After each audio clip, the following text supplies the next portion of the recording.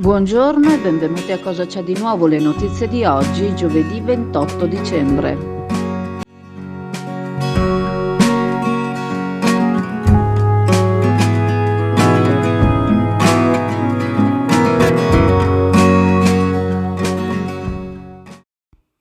In vista dei festeggiamenti per il Capodanno è tornata in vigore l'ordinanza che, oltre a voler salvaguardare l'incolumità pubblica e l'ambiente, si prefigge di tutelare anche gli animali di casa. L'ordinanza, valevole fino al prossimo 7 gennaio 2024, vieta l'utilizzo di articoli pirotecnici ad effetto scoppio e l'utilizzo di articoli pirotecnici di qualsiasi categoria, in particolar modo in prossimità dei cassonetti di raccolta rifiuti, di aree di deposito rifiuti, in presenza di sostanze e depositi di materiale infiammabile, di sterpaglie e di depositi di legname. Mauro Armelao, sindaco di Chioggia, ricorda che a tutti piace festeggiare, che anche quest'anno il comune ha organizzato il Capodanno in Piazza Italia a Sottomarina, con una festa coinvolgente, gratuita, adatta per tutta la famiglia. Si tratta di 90 Love Generation con musica dal vivo. Il sindaco deve valutare tutti gli aspetti della festa, soprattutto quelli legati alla sicurezza delle persone e degli animali. Petardi e artifici esplodenti, per la loro natura, possono provocare pregiudizi all'ambiente, in quanto i rifiuti che generano contengono quantità residue di sostanze esplosive che possono inquinare terreni e falde acquifere.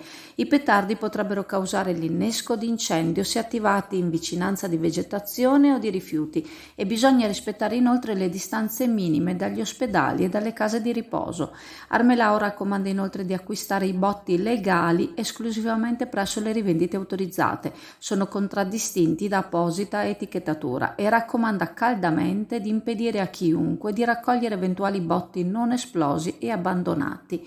Conseguenze negative possono essere anche a carico quindi degli animali domestici, in quanto il fragore dei botti provoca spavento e perdita dell'orientamento.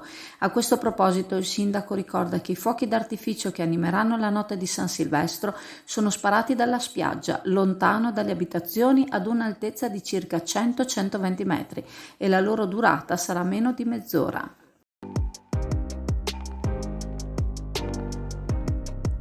Naima, la profumeria che non ti aspetti, con una scelta che non ti aspetti, le migliori fragranze, le firme più chic, tutto quello che ti serve per valorizzare la tua bellezza lo trovi da Naima.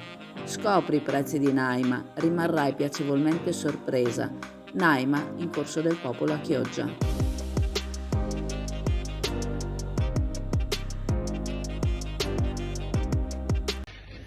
Sì, ancora una volta ci svegliamo troppo tardi.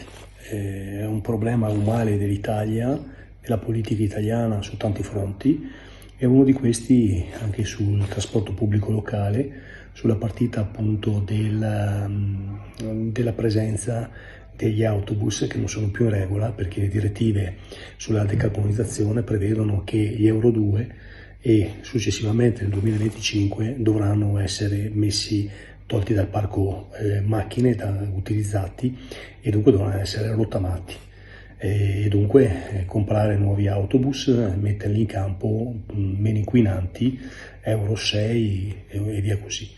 Purtroppo è sempre il stesso problema. Noi le direttive europee le recepiamo sempre a dado tratto, e non solo sui trasporti, ricorderemo anche sulla questione della Bolkestein o su tante altre direttive. Dobbiamo rispettarle e purtroppo arriviamo lunghi. Abbiamo un parco macchine nel Veneto di circa 150 vetture che a fine anno Euro 2 non potranno più circolare, salvo non ci sia una deroga che sarebbe la seconda deroga che viene concessa, ma ricordiamoci che nel 2025, ammesso concesso che ci dia una deroga per i mezzi Euro 2, e nel 2025 scadranno anche gli Euro 3, dunque ci ritroveremo anche quei mezzi Euro 3 da dover rottamare, dunque veramente una tempesta perfetta. Questo non vuol dire che non ci siano le risorse, è anche vero però che è anche difficile riuscire a creare dei parchi macchine per le 7 province e dunque le varie realtà di gestione dei vari bacini di gestione del trasporto pubblico, il TPL, sia urbano che extraurbano, che abbia queste caratteristiche. anche perché i mezzi vanno dai 300 ai 500 mila euro se sono elettrici e hanno necessità di acquisti seguendo tutta la pratica e la burocrazia necessaria. Dunque, questo è il dato di fatto.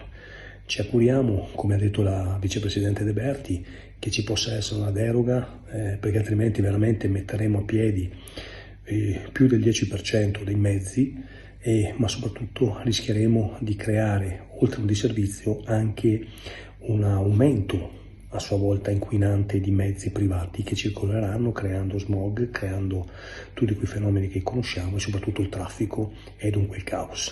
L'amaro che ti rimane in bocca, perché poi dopo si creano disservizi a milioni e milioni di utenti, in questo caso del TPL, ma domani avremo lo stesso problema con il problema della Bolkestein piuttosto che tante altre partite. Colgo anche l'occasione, visto che siamo ormai addirittura d'arrivo per la fine dell'anno, auguro a tutti gli amici di Chioggia Azzurra e di tutta la città e ovviamente di tutta la provincia i migliori auguri di buon fine e buon inizio 2024. Saluti a tutti, auguri. Hai già fatto il cambio gomme? Per i tuoi pneumatici invernali o per quelli 4 stagioni, così da non pensarci più, vai da SD Auto a Borgo San Giovanni. Non solo te le cambiano, ma se in garage non hai spazio, tengono le tue in custodia. Da SD Auto, per la cura della tua auto a 360 gradi.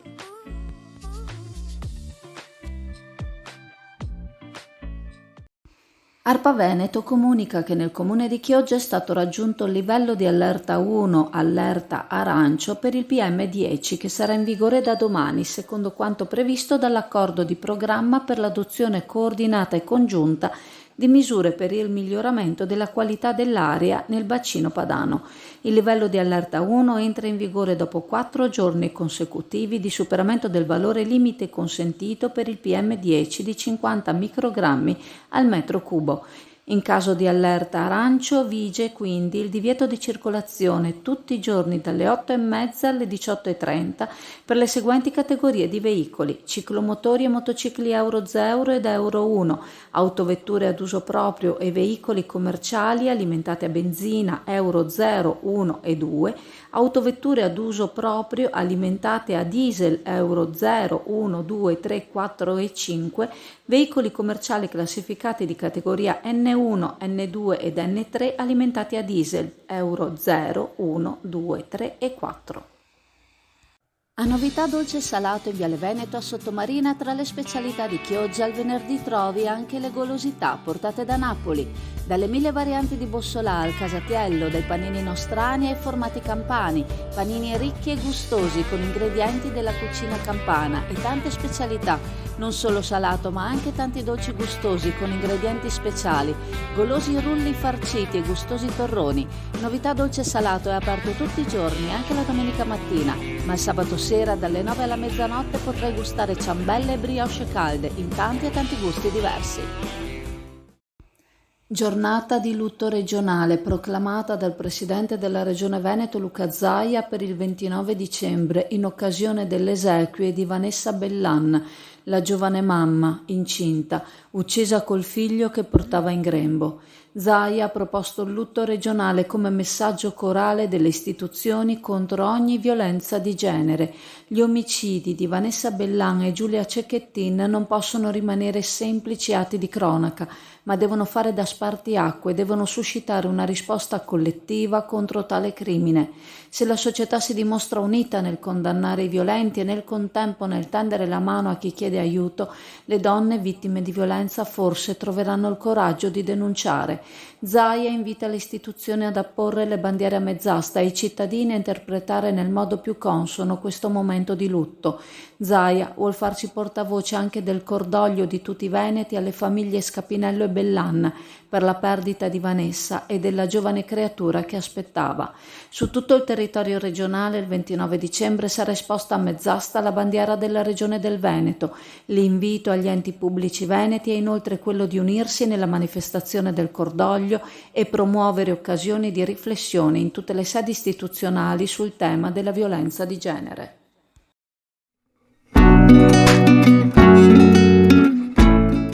Preparati a gustare le specialità tradizionali e le novità esplosive che potrai trovare all'Indiga. Gelato artigianale anche per l'asporto, per gustarlo in compagnia dove vuoi tu. All'Indiga il gelato da passeggio più gustoso, in cono, coppetta o con lo stecco.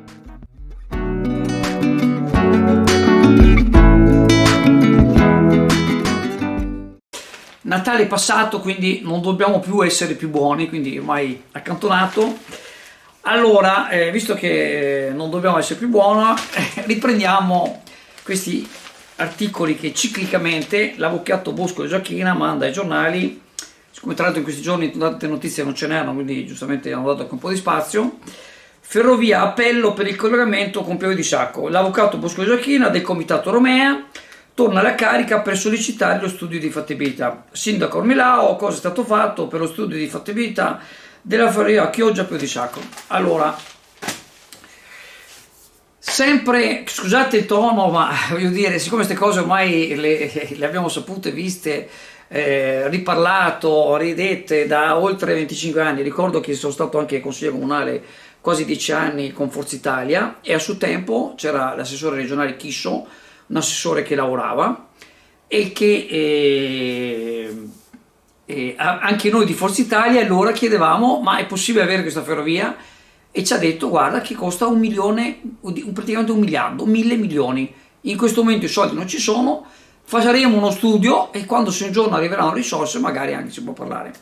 È vero che qua l'avvocato parla di una tratta da Chioggia a Pieve di Sacco che comunque, se va bene, costa 200-250 milioni di euro, ma purtroppo, io non lo so, io l'ho già detto, ma credo che l'avvocato a questo punto, siccome insomma è una persona intelligente, se continua con queste cose, forse avrà qualche speranza di essere messo in lista alle prossime regionali, o forse l'europeo, so che ogni tanto anche si propone, e si è proposto in passato come candidato, dopo nessuno l'ha preso, ma evidentemente è uno sbaglio, perché comunque è una persona capace e evidentemente con questi articoli spera di attirare l'attenzione dell'opinione pubblica. In realtà, ve lo dico chiaramente, è una presa in giro, perché senza che ci dilunghiamo troppo con i soliti discorsi, quel famoso autobus che è caduto dal cavalcavia di Mestre è caduto sicuramente anche perché c'era un guardrail antiquato che andava sostituito. Non ci sono i soldi, non lo dice il pirla del comparato Andrea, lo dicono da tutte le parti, non ci sono i soldi per cambiare i guardrail, figuriamoci se ci sono i soldi per fare una tratta da Chioggia a Pieve di Sacco. Tra l'altro non verrebbe usata, sempre in quei c'è stato già un'altra volta fatto uno studio di fattibilità, lo stesso avvocato l'aveva preso in mano, che dava diverse disposizioni. Comunque è emerso che adesso noi a Chioggia, per chi vuole andare a Mestre, a Venezia, la Corriera e la può prendere in Piazzale Roma, in strada Madonna Marina, in Viale Mediterraneo, sul lungomare, a Chioggia, in via Naccari. Se invece c'è la ferrovia, tutti quanti devono andare su un posto, quindi è molto probabile che comunque una parte utilizzerebbe l'autobus e non la ferrovia, ma comunque non c'è lo spazio, non c'è il territorio. Con questo non è che comparato Andrea dice no, noi non vogliamo la ferrovia.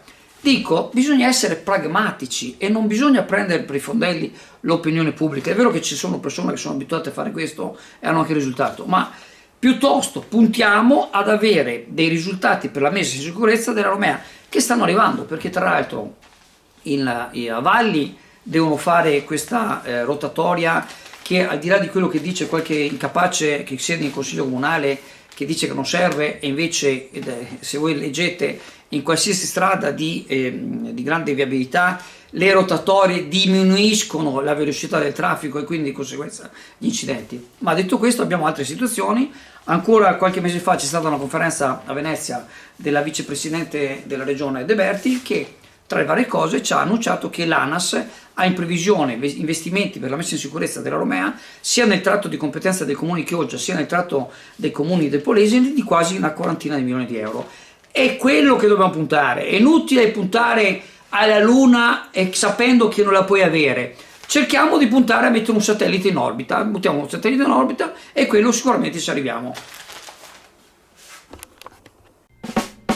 La novità di quest'inverno 2023-2024 è l'aperitivo dopo lavoro, che non è altro che un happy hour dedicato a chi dal lunedì al venerdì finisce di lavorare tra le 18 e le 20 e magari vuole prendersi un momento di pausa, un aperitivo con gli amici o con i colleghi e spendere il giusto, per cui proponiamo dalle 18 alle 20 dal lunedì al venerdì lo spritz, il prosecco e la birra tutto a 3 euro, visto anche i momenti un po' di crisi degli stipendi, veniamo incontro un po' al mondo del lavoro. Abbiamo una grandissima piazza di fronte col parcheggio accessibile a tutti, oltretutto anche il sabato e domenica nel dopocena per i nostri cocktail, i nostri drink.